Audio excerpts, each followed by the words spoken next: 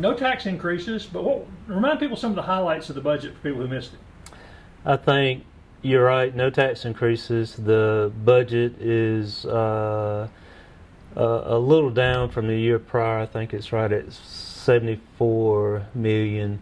We didn't have some expenditures and some things that didn't come in, but I think one of the bigger things is that we did have a rate path increase on our sewer plan, and this is the last year of that. But I feel pretty good about sewer water because as an organization we feel good about that because it's competitive with the surrounding companies, and we're all having to deal with aging infrastructure and those type of things when it comes to our budgets. I know people get tired of hearing it, but without solid sewer and water infrastructure, we're really handcuffed on anything else, right? Yeah, it took me a while to put my hands around it 16 years ago. So you got to have capacity, and you pay for capacity because when you build it, you have to pay for it. And so you can't continue to have some of the quality things that we have around us, such as the manufacturing plants, and all our water companies have to have good capacity. And so probably just going down memory lane again, the Anderson Joint Regional Water System purchased the Duke Energy, had water and transit at one point in time, and it's probably for the city of Anderson and probably for the water companies too. The joint water system does a great job in being able to provide us clean water, and that's water's the new oil. And we see that in other parts of the country. If you don't have water and you can't provide water to your citizens, so we're about doing that. So yeah, water's the most precious resource, they say, on the planet. It is, really. No doubt. Ultimately. Yep. All right, the city employees got raises too, right? Yep, $1.9 million in regards to that total package. I think we are looking at the competitive nature of employees. So just like in the industry, private, public sector, we have to look and take care of our employees. I was just reading something about the Great Resignation, and it's very competitive, and we've had to we brought our no employee in the city of Anderson who's an hourly employee. We brought everybody up to $15 an hour, and also looked at just different departments, doing wage studies to see where we're competitive, for example, in our sewer department with employees there. And so part of that $1.9 million, well, all of it was to adjust our employees. And I think even if there was not an adjustment in that pay range, there was a 3.25% cost of living increase. And then you had some capital improvements, some building improvements, and roofs and all that, right? Yep, we have always had to take care of that part of it, the capital improvements. This building that we're sitting in, which contains City Hall and city administration, and also the Municipal Building Center, we had to do capital improvements over there, and so that is always a challenge, and we kind of plan ahead for all of that. What were some other challenges? I know fuel costs were a challenge. What were some other challenges going into this budget? Well, the unknown about the pandemic. Business license fees were, and so many small businesses didn't make it, and so for the general fund, that is part of what makes the inner workings of government work. And so I would say business license fees. We're very pleased on building permits, new housing starts compared to different periods of the city's recent history. So those are up. So property tax is up. I think probably just due to the fact that we have a very strong commercial corridor on Clemson Boulevard and Highway 81 Greenville Street. And so if any of the companies that survived and did well during the pandemic, we have those companies. We have Walmart and Sam's and Target and those Lowe's, and those were companies that did very well, so to speak, during the pandemic. And the hospitality tax continues to be an important factor, right, in funding? It is. I mean, it came in a little bit over $4 million. It's a little over a decade old, and some of the things that we do recreationally can't be done without the hospitality fund. We are, I think, probably it's July, so probably within 30 days we'll be substantially finished with the second phase of the rec center project, which is more ball fields, synthetic turf, permanent seating. It's you can actually see progress now, and so if you hadn't been by the rec center, that would be one place I would go and take a look at. Which, you know, that money, hospitality money, has to be create quality of life things, and so now it'll allow us to focus on the second half of Lindley Park to make that connection with, I call it Upper Lindley and Lower Lindley. I don't know if we'll keep with that, but in my mind, the upper part of Lindley. And so now we need to, engineering's already started on the lower part of Lindley. And so, and hopefully we can get that project out of the ground in 2023. And how will those trails continue to connect with the other city trails? Well, we have we did a bike and pedestrian master plan 5-6 years ago, where the connectivity of trying to continue the connectivity of that trail looks like, I mean, from the progress that we're having with the East-West Parkway, to be able to continue working with the transportation ANATs in regards to getting those connection points to the Civic Center and to our partners at ANMED. And so basically to continue that, if you go on our website, you can kind of look at the bike and pedestrian trail. And I think the interesting thing about that trail is that it connects neighborhoods. It's an inner city type of trail. The Swamp Rabbit Trail started between Travelers Rest and Greenville, and now they've expanded. And you look at some of the things that's going through the city of Greenville, down Lawrence Road, Verde, the Simpson Mill, the Fountain Inn, to Lawrence. There's a group of individuals who are working on a trail to Belton, which I think is exciting too, and that just makes connectivity to our trails more important. And so that's one thing I think that all our citizens want, whether you live in a city or a county. You want that connectivity, that being able to get somewhere by walking or biking or running. In the comprehensive plan that y'all are working on now, is there anything in recreation looking out 2, 3, 5 years, which I'd like to see in recreation? You know, we do have a detailed recreation plan. The comprehensive plan, and we're excited we signed a contract with a firm out of Chicago that's a national firm that they've done work all over the country. They won a lot of awards for some of the work they've done within even South Carolina. More recently, they worked with the city of Goose Creek, I think. I'm almost certain it was somewhere down in the Charleston area. But, you know, we're looking at, you know, taking a real high-level look on, and there'll be a lot of community engagement on what people want. I mean, we've got to ask questions about land use and what looks right on this particular corridor, and so it'll be a 2-year process, and it's all about coming out there with a plan that will allow our team to work with citizen input.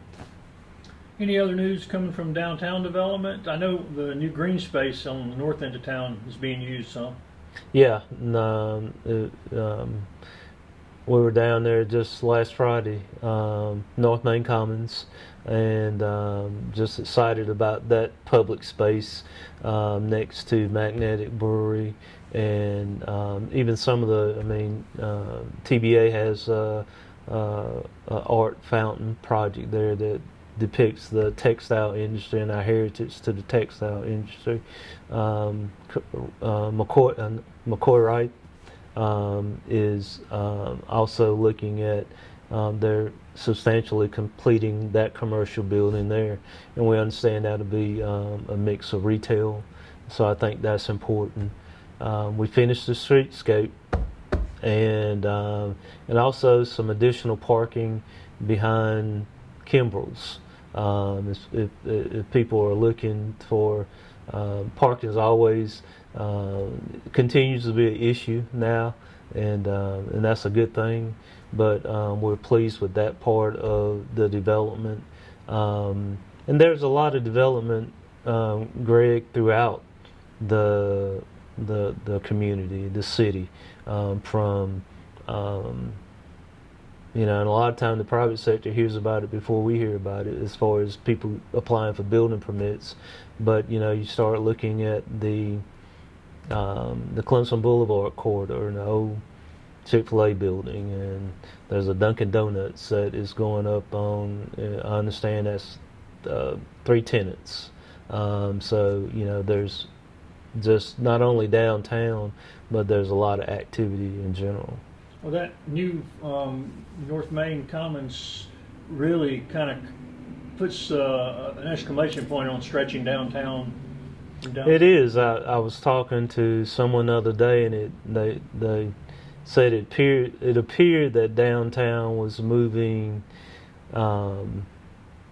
I guess with the hotel, looked like it was moving more south than north, and I kind of gave a little pushback on that just because of North Main Commons. So, and it changes. I mean, I think parking changes. I think one of our former city managers, Linda McConnell, used to always say when she was the assistant city manager that parking changes every 30 days, and it does appear that need for where is the most traffic is changing constantly down here. Speaking of parking, any updates on a potential restaurant for the top of the new parking garage? Yep, I can say that we hope to have a contract in place in July, and it will be a very good space in regards to the folks that are looking at that, and I think the attorneys are dotting the I's and crossing the T's to make sure that it works for both parties, the city and the entity that's looking at it.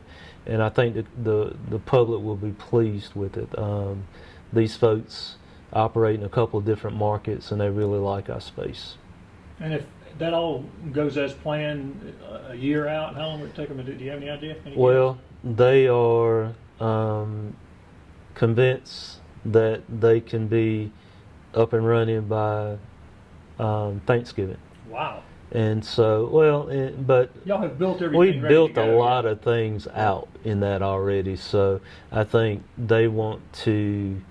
I'm very interested to see how our Clemson football season reacts to the hotel, and I would assume that they're very interested to see how that would work too with Clemson football. How's the hotel doing? You had any updates on it? It's doing great.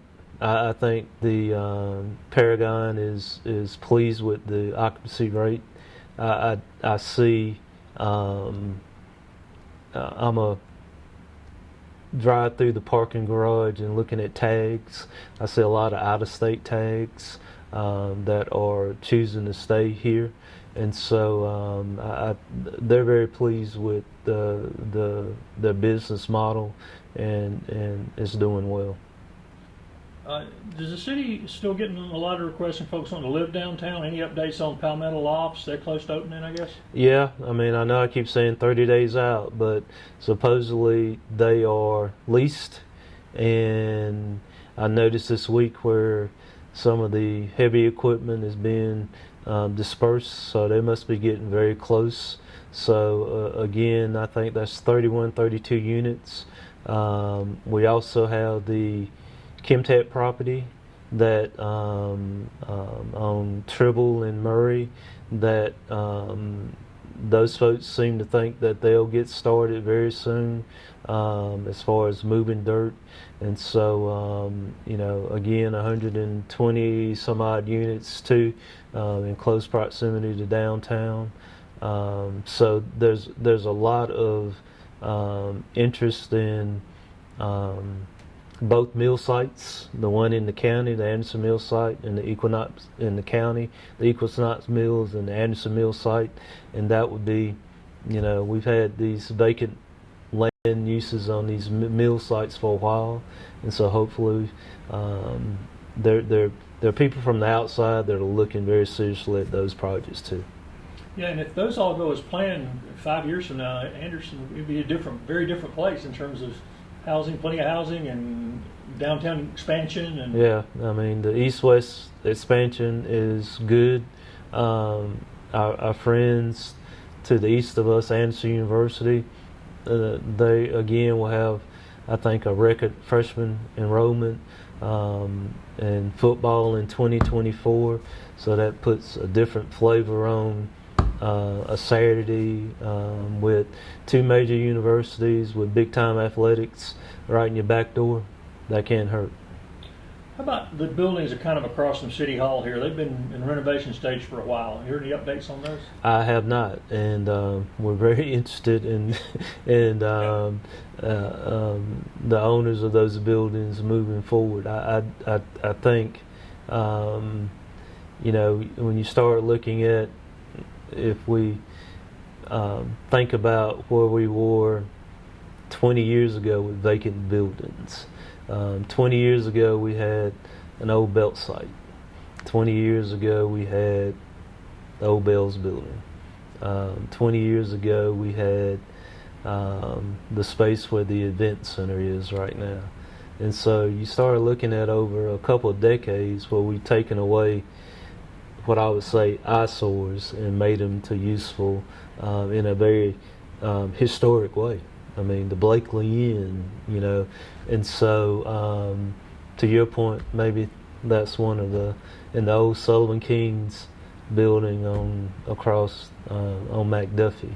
So we just like a lot of cities, we are working on them. But when you look back, there's a lot been done in the last couple of decades. Just the location of those with the hotel and all just seems to be primed to get something done on those over there. It does. Yep. Have y'all seen any delays in projects because of trouble getting materials? Has that been a challenge? Yep. Yeah. We have made me think about. We were awarded a $500,000 grant by the Appalachia Regional Council to start a shared kitchen, and that shared kitchen is in the East Market Street parking garage. And just saw some pictures the other day where work is being done interior wise. But to your point, I think the delay will be maybe a couple coolers waiting for that supply chain to come in. So and I'm sure it's had an effect on maybe the Palmetto building and those things. Sewer work sometimes. Yeah, and so that's a pandemic inflation problem that we're all suffering through. Any other areas the city is looking at annexation? And do you have a master plan where you decide which areas to consider growth? Or well, one of the things that we have to do is we have to figure out can we serve them. Number one, can we put police, fire, and public works, because we've got to do those three things. One thing I will say in this budget, we need a fire station 4, and so to maintain growth patterns within the city, and possibly other annexations on the north end of town, we've got to have a fire station somewhere in that area, and so our team's looking at land to do that, and that affects a lot of things. It affects your ISO ratings when it comes to insurance protection and insurance rates. So and we've got to make sure that we don't put our firefighters in bad situations when we don't have enough coverage. So, yes. Anything else coming up this summer? I know the block party's back in full swing, and there's lots of things. Anything else the city's working on between now and September? There's always something, but I think the block party and Kerry Jones and his folks do a great job. Just recently went to the Marketplace Theater. The play Shrek was well attended for 4 nights. I think there's some other things programmatically that there's movie night, Carolina Rampart with movie night, and so the North Place Commons, they're programming that with the tenants around it, and so there's a buzz here in town, almost practically every night of the week now, but especially that Thursday, Friday, Saturday nights of the week downtown. Bird scooters, they are most people like them, some people don't, but I do think what I think is encouraging is you see all kind of people. I see adults ride them. I see young kids ride them, and anytime you can, those people help. Have you been on one yet? I'll not here. I did one in another city, and I decided I'm too old to fall down and get hurt. But I saw. I don't know how. I guess you can do it. I saw a dad and a kid this past weekend riding one together. So, but it's good when you have kids, and those kids spend money. They go to Figs and buy ice creams, and they buy coffee and so forth. So, pretty excited about that, and they're pretty much following the rules. We'll catch up again in September.